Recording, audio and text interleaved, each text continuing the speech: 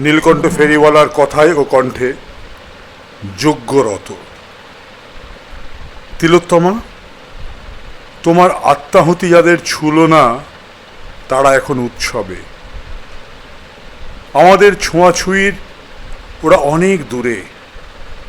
তবে তুমি ভেবো না, তোমার গড় রক্ষা করার জন্য এখনো বেশ কিছু মানুষ রয়েছে অনশনে, কেউ অর্ধাহারে, আর বাকিরা রোজ মিছিলের স্রোতে ওই কালা পাহাড়কে ধূলিসাৎ করার ব্রত নিয়েছে।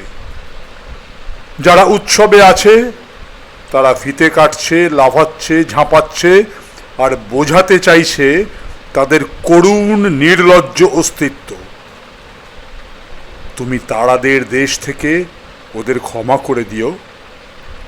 তিলোত্তমা, উৎসবের জাঁকজমক বেশ ফিকে এখন।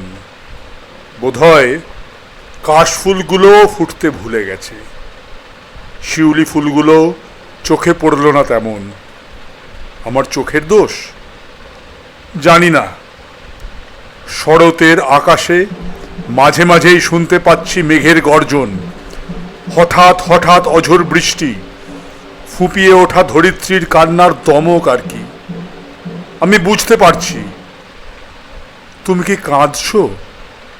কেঁদো না তিলোত্তমা। তোমার কান্না যে কোনো মুহূর্তে এই পৃথিবীকে ভাসিয়ে দিতে পারে, ভাসিয়ে নিশ্চিহ্ন করে দিতে পারে উৎসবের সমস্ত হুল্লোড়।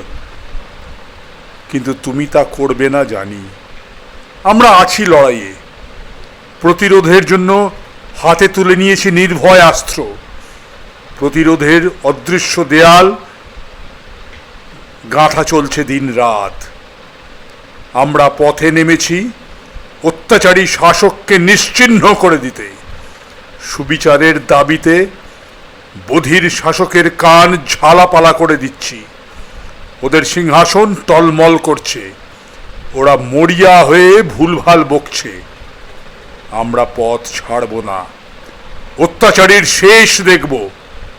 তোমার মৃত্যুর পর আরও তেমনি পর পর অনেক কুঁড়ি ঝরে গেল এই বাংলায়।